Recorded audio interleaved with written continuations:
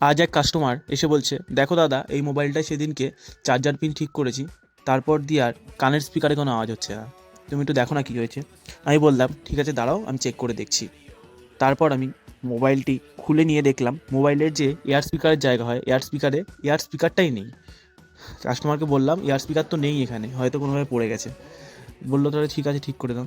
তারপরে তাতে একটা নতুন এয়ার স্পিকার লাগিয়ে দিয়ে কাস্টমারকে হ্যান্ড ওভার করে দিলাম। এখন মোবাইলটি খুব ভালোভাবে কাজ করছে।